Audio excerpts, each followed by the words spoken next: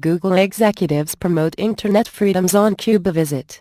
Google's chairman said Monday that he and other executives from the internet search giant recently traveled to Cuba to advocate for greater access to the internet. Access to the internet can bring better education, better business, and a more open, accountable government to Cuba, Chairman Eric Schmidt said in a statement.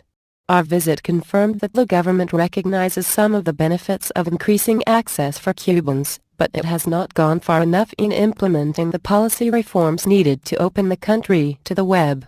Cuba has the lowest level of internet access in the Western Hemisphere.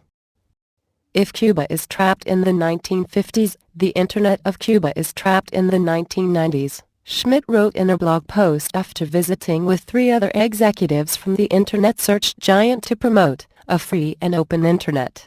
Schmidt said on a posting on his Google Plus account that the executives had traveled to the island with a U.S. Treasury business license.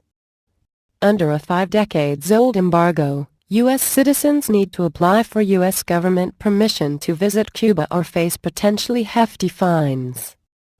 The visit, the first by a team from Google, was not reported in Cuba's official state media. The government tightly restricts access to the internet but also regularly criticizes tech companies like Google for blocking certain services to users in Cuba.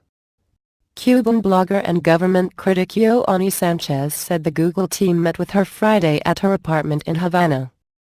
On her online newspaper, she wrote that the executives complained about the slow speed of internet connections in Cuba and restrictions on information.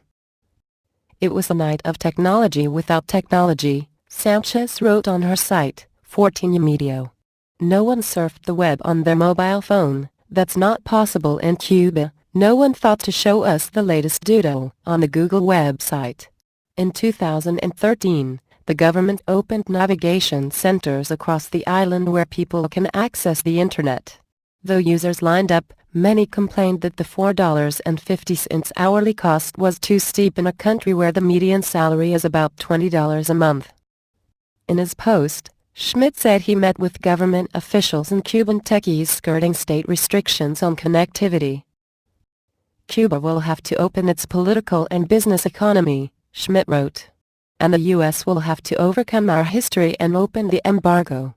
Both countries have to do something that is hard to do politically, but it will be worth it. In 2013, Schmidt visited North Korea to promote greater internet freedom there despite State Department criticisms of the trip.